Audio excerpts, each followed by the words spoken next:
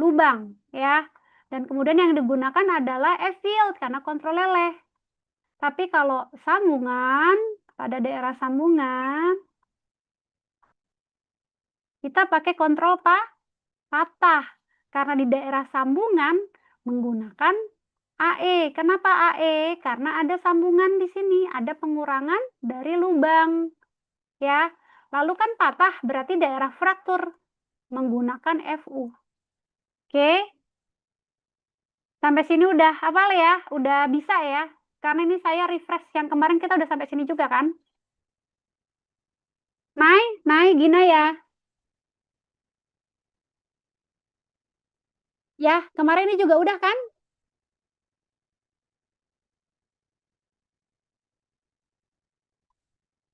Udah sampai sini ya kita ya. Untuk yang pendahuluan batang tarik. Lanjut. Kita mau menentukan ini nih. Mau menentukan luasan efektif untuk kontrol patah di daerah sambungan. Nih. Nah, ini ada faktor Sirlek ya. Jadi faktor Sirlek U untuk menentukan AE ya, AN dikalikan U-nya. Nah, U-nya apa? Koefisien Sirlek ini. Ini dia. Ya, kita bisa lihat Sirlek adalah tegangan tarik yang tidak merata pada daerah sambungan karena ada perubahan terletak titik tangkap gaya P pada batang tarik. Untuk di tengah bentang pada berat penampang, untuk di daerah sambungan pada sisi luar penampang yang bersentuhan dengan elemen plat yang disambung. Nah, ini ada eksentrisitas dari titik beratnya. Jadi nanti kamu mendapatkan nilai U adalah 1 dikurang X bar per L.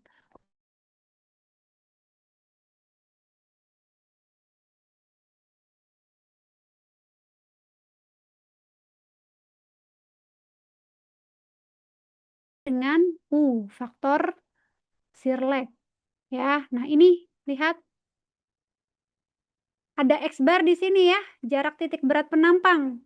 Nah, ini bisa ditentukan berdasarkan penampang masing-masing. Ini kalau menggunakan siku, ini X barnya. Ya. Nih, kalau menggunakan T, ini X barnya ya.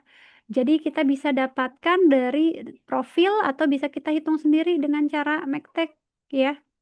Gitu. Nah, ini untuk sambungan las sama U-nya adalah 1 min X bar per L. Seperti itu. Sementara A-nya adalah AG. Ya. Sehingga sama persamaannya kayak tadi, A efektif adalah U dikalikan A. Untuk kelas dia pakai A gross. Untuk baut dia pakai A neto. Kemudian untuk kelas yang disambung hanya melintang saja berarti di bagian sini saja nih. Ya. U-nya 1, jadi nggak perlu pakai rumus lagi. Rumus ini kalau untuk las memanjang saja atau kombinasi dengan las melintang nih bisa dilihat ya. Memanjang saja atau kombinasi melintang. Rumusnya sama dengan yang tadi di baut, 1 min X bar per L. Tapi kalau untuk las melintang saja kita bisa langsung menggunakan nilai U-nya atau faktor koefisien Sirleknya adalah 1. Nah, untuk las memanjang saja ya, panjang las harus lebih besar dari jarak las. Nih lihat. Ini panjang lasnya, ini jarak lasnya. Jadi L kamu harus didesain sedemikian rupa sehingga lebih besar dari sama dengan W-nya. Ya, nanti ada penentuan di sini. Jika L-nya lebih dari sama dengan 2W, U-nya adalah 1, di antara 2W sampai 1,5 W, U-nya adalah 0,87, di antara W dan lebih dari 1, kurang dari 1,5 W, faktor Sirlek koefisien Sirleknya adalah 0,75. Nah, sekarang kita lihat ini. Ini yang mau kita bahas kemarin kan nih ya. Ini adalah pengaruh letak lubang untuk mendapatkan aneto. Perhatikan baik-baik guys. Aneto harus kurang dari sama dengan 0,85 A gross. Aneto kita gunakan jika ada lubang. Ya, sambungannya menggunakan baut, bukan sambungan las.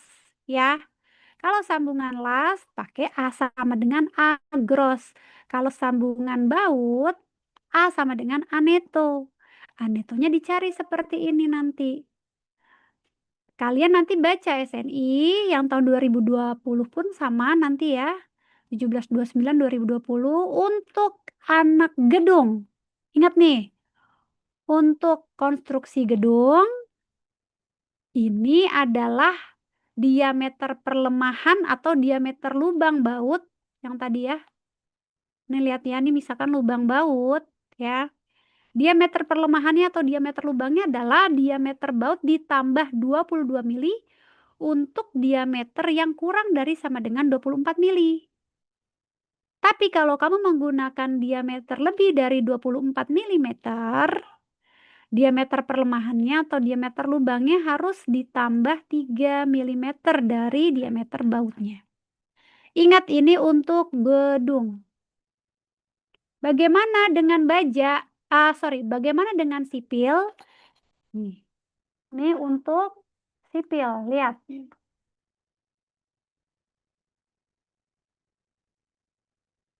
Nih ya, untuk sipil ada di buku ajar saya.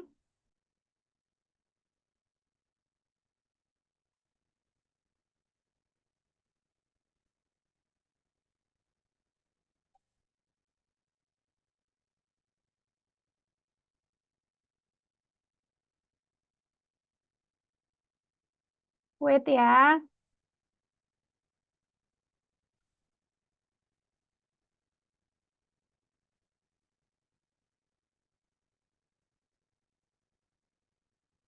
Nah, ini dia. Kelihatan ya? Terlihat, Tun? Lihat, Bu. Oke, ini untuk sipil. Sipil berarti Naya dan teman-teman ya. Di sini kamu menggunakan diameter perlemahan, diameter baut ditambah 2 mm atau 1,5 mm. Ya, bedain di situ ya guys. Ya. Nah, sementara kalau gedung ada ketentuan berdasarkan diameter baut yang digunakan. Nih, tuh. Ya, kita lanjut. Perhatikan baik-baik ini contohnya. Contoh baut berdiameter 19 mili.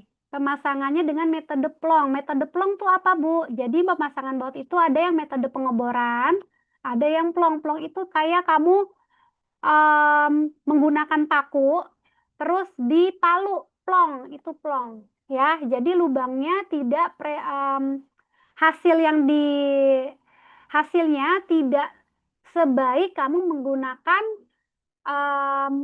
bor. Nah, kalau diameternya dengan plong, ini harus ditambahkan 3 mili. Jadi mau pakai diameter berapapun, kalau menggunakan metode plong, harus ditambahkan 3 mili. Ya, not. Kalau untuk plong harus ditambahkan 3 mili. Bagaimana dengan baja sipil untuk jembatan?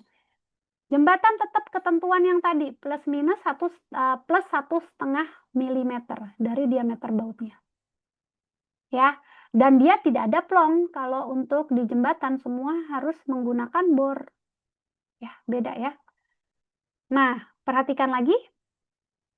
Baut diameter 19 mili pemasangan dengan metode plong.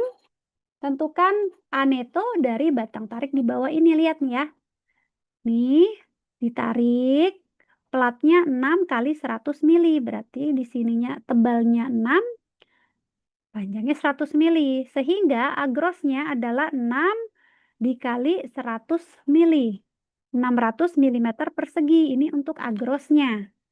Diameter lubang 19 ditambah 3 mili yaitu 22 mm.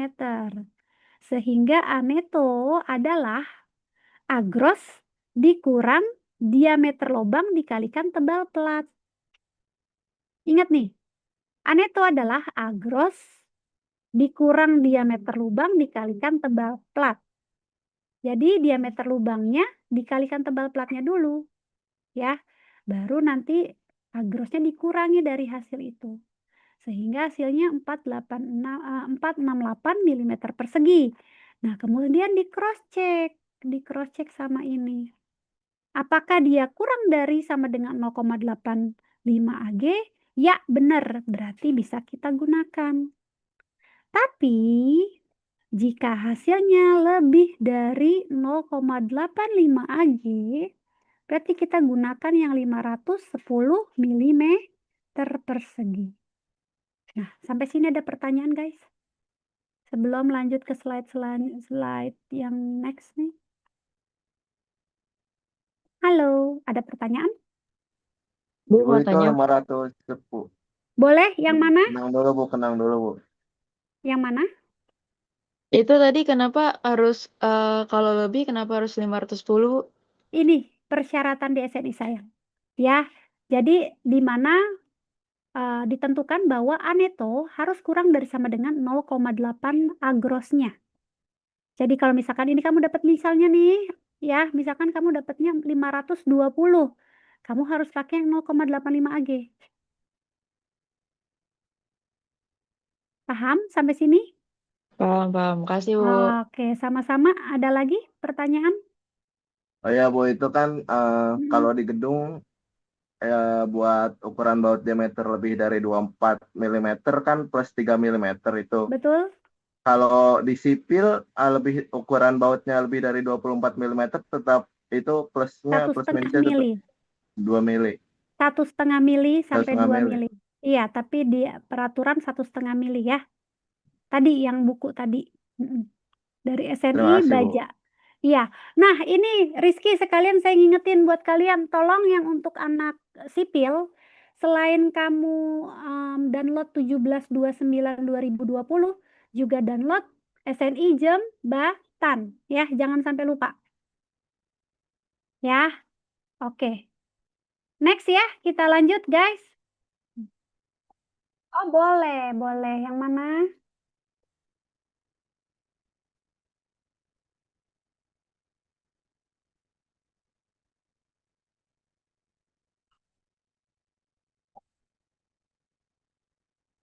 Yang ini. Kalau lebih kecil, sayang. Kalau lebih kecil, pakainya 468. Karena ini aturannya. Ini aturannya.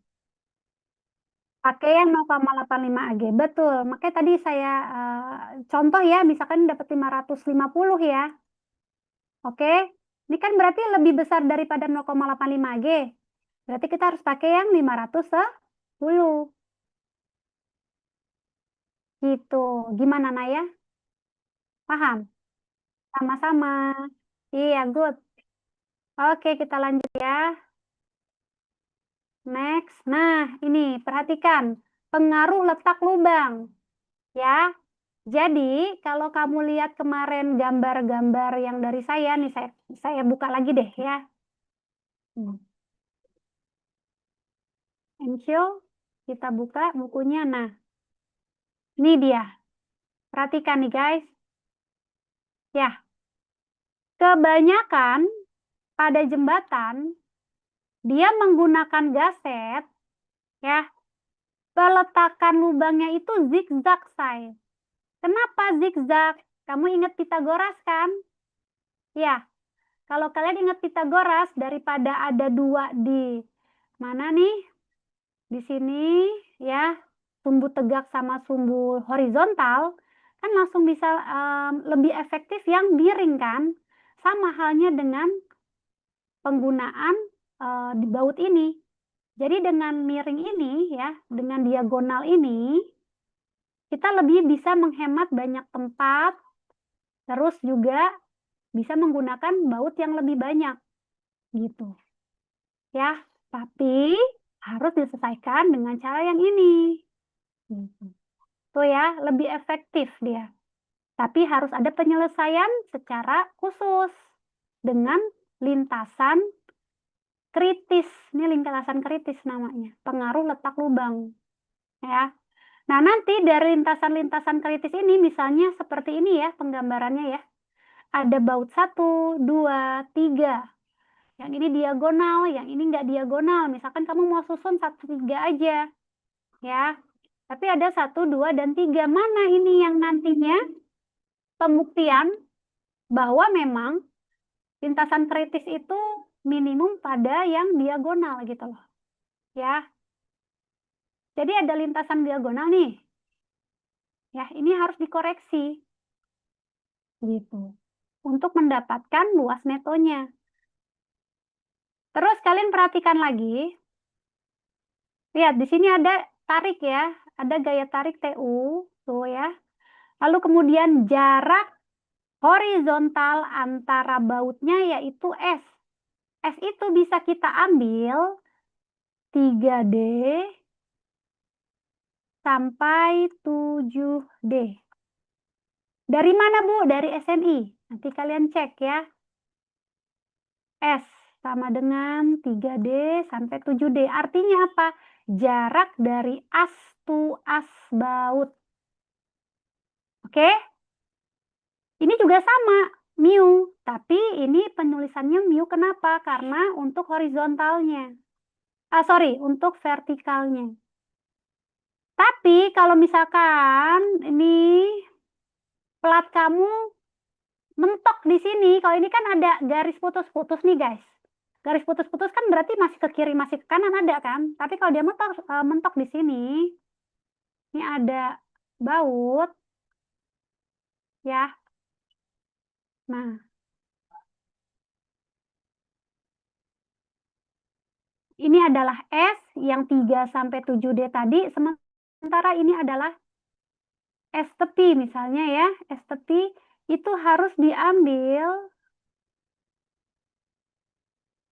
minimal 1,5 diameter baut. Paham ya? Jadi misalkan kita pakai 20 nih diameter bautnya. Berarti kalau dia pojok langsung ke tepi plat ya, langsung ke tepi plat, berarti ini harus 30 mm jaraknya minimal. Sementara yang as to as bisa kita desain ini, diambil 3 sampai 7D. Oke? Nah, kita balik lagi kemari.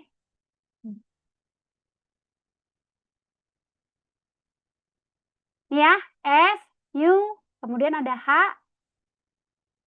lalu ada ketebalan dari platnya. Oke? Kemudian kita cek di next ya. Kita cari lintasan kritis. Nanti tadi seperti saya sampaikan sebelumnya, dari lintasan 1 dan 2 ini, kalian ambil yang terkecil sebagai patokan mencari AN. Ya. Nih contohnya. Kelihatan nggak nih guys? Mana ya? Kelihatan, Bu. Kelihatan ya? Oke, sip. Perhatikan baik-baik. Perhatikan baik-baik ya guys. Nih kalau udah paham enak soalnya. Kita cari dulu lintasan 1, 3. Berarti ngelewatin baut yang ini dan baut yang ini. Oke?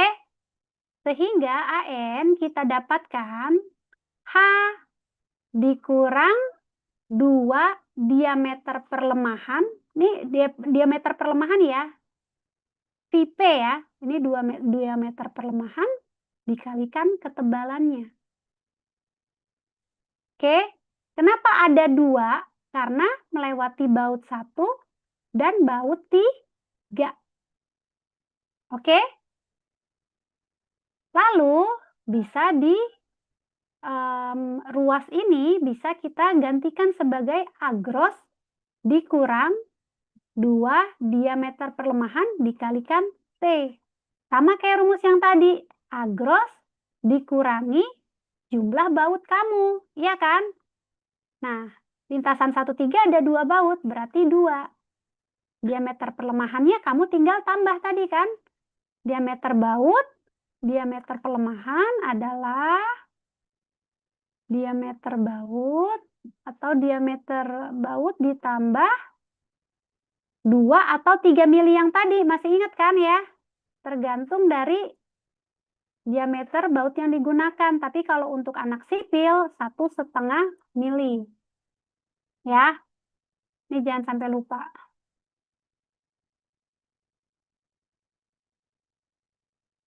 Sekarang kita perhatikan lintasan 1, 2, 3.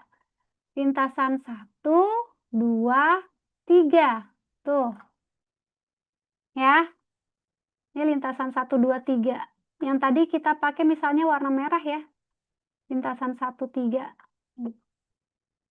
Lihat, lintasan 1, 2, 3 ada 3 baut yang kita lewati. Makanya di sini 3.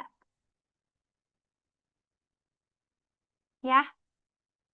Rumusnya sama, dikalikan diameter perlemahan, dikalikan tebal platnya, plus, lihat, plus di sini adalah koreksi bidang diagonalnya atau koreksi jarak diagonalnya.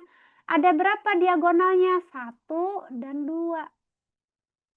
Ini ada 2 diagonalnya.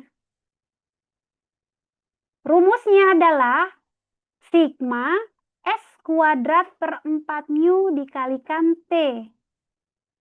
Di mana S kuadrat adalah jarak as to as baut horizontal, 4 mu. Mu adalah jarak as to as baut vertikal dikalikan T.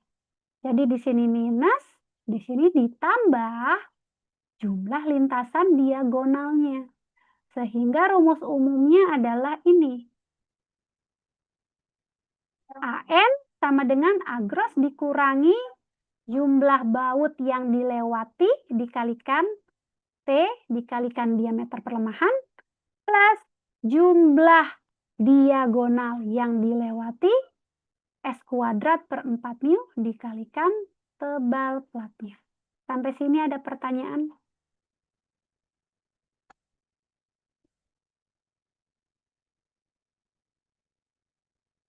Halo guys. Halo. Bu, itu rumus umum digunain buat apa, Bu? Kalau dia ada lintasan diagonalnya, Rizky. Kan tadi udah dijelasin yang depan. Tapi Kalau ada lintasan diagonal. Kalau nggak ada, nggak perlu pakai rumus yang ini. Cukup rumus yang ini saja. Nih, yang depan ini nih. Tuh. kalau buat lintasan diagonal pakai yang rumus lintasan 1, 2, 3 gimana tuh, Bu? Ya ini, Rizky. 1, 2, 3. Kan tadi saya sampaikan. Nanti dari lintasan 1, 3 dan lintasan 1, 2, 3, kita ambil nilai AN yang paling minimum.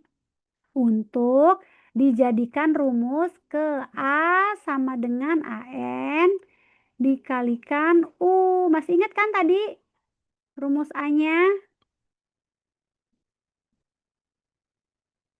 Iya, Bu. A efektif sama dengan AN dikalikan U. Yang tadi itu loh, kontrol putus dan kontrol leleh.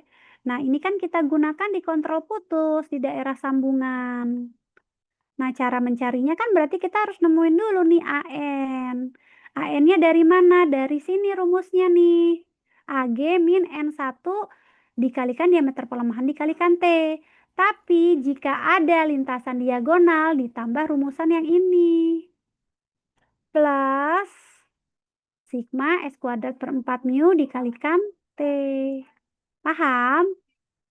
Paham, Bu. Oke, good. Ya.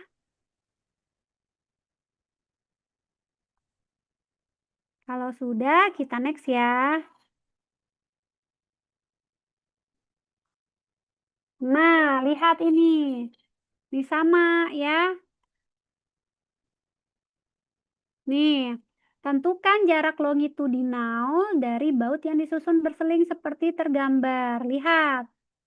SSS ya. D, E, F, G atau lintasan A, B, C. Kita bisa cari. Misalnya bautnya 3/4 inci. Pembuatan lubang dengan pon. Ini sama ya, plong. Ini sama.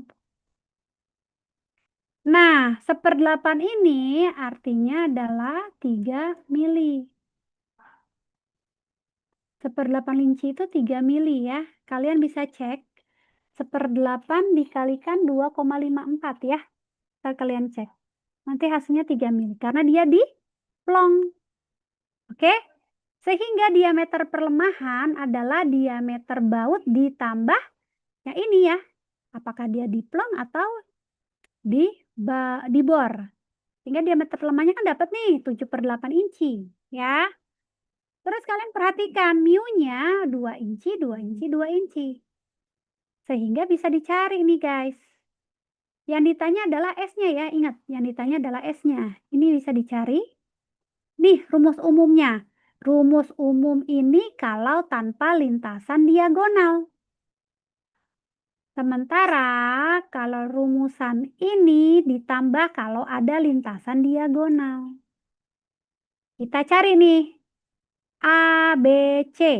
ABC, ingat rumusnya. A gross dikurang, ya kan? Ya. Nah, grossnya ini kita lihat 6 dikurang ya. Nih H ini ya. 1. Kenapa cuma 1? Ya ini, karena hanya ada si B. Ya.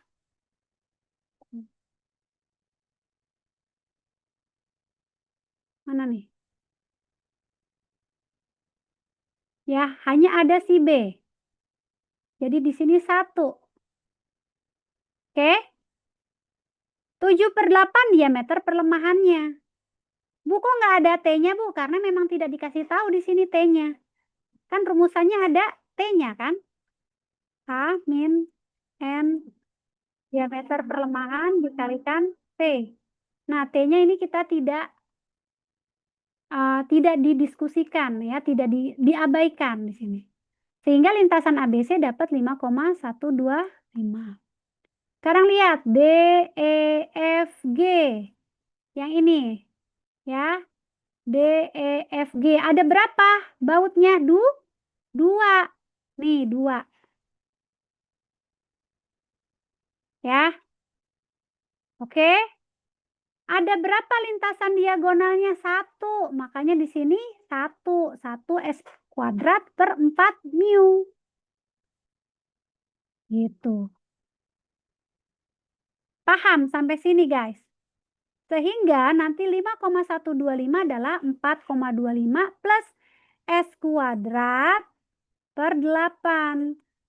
Didapat S adalah 2,65 inci. Sampai sini ada pertanyaan?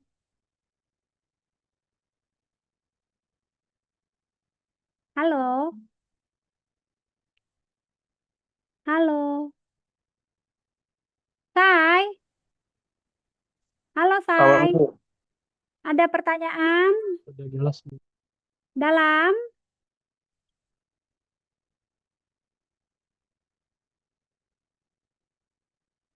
Iya sayang, ini kan detailnya nggak ketemu. Nah, ini pertanyaannya bagus loh. Lihat ya, ini kalian harus bisa pastikan juga. Kenapa di sini bukan AG? Sementara kan rumus kita AG min N diameter perlemahan kali T kan? Nah, ini kan nggak pakai T, makanya cuma H doang. Tapi kalau H dikalikan T itu adalah AG. Iya nggak? Iya nggak? Paham nggak? Tapi kan T-nya di sini tidak diketahui. Makanya H min N dikalikan diameter perlemahan. Tapi kalau dia pakai T ya menjadi AG. H dikalikan T itu adalah AG. Ya, diambil N diameter perlemahan dikalikan T. Paham, guys? Paham. Oke, good. Kita lanjut lagi.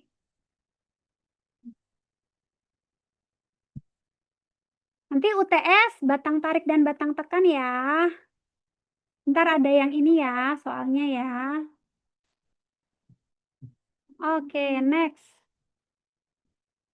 Nah, kelihatan nggak nih, guys? Kelihatan, Bu. Kelihatan ya? Oke, perhatikan baik-baik. Sekarang ini adalah kanal. Profil kanal ya. Lihat. Ini kasusnya sedikit berbeda tapi prinsipnya sama. Perhatikan. Si profil kanal ini Untuk memudahkan perhitungannya, kita jadikan dia begini, bidangnya dilurusin. Tuh, bidangnya dilurusin. Sayang, mohon maaf nih, lagi azan. 1 menit kita off dulu ya. Azan dulu ya, Say. Ya, Bu. Ya, Bu. Ya, Oke, Bu. sampai ketemu dulu. 2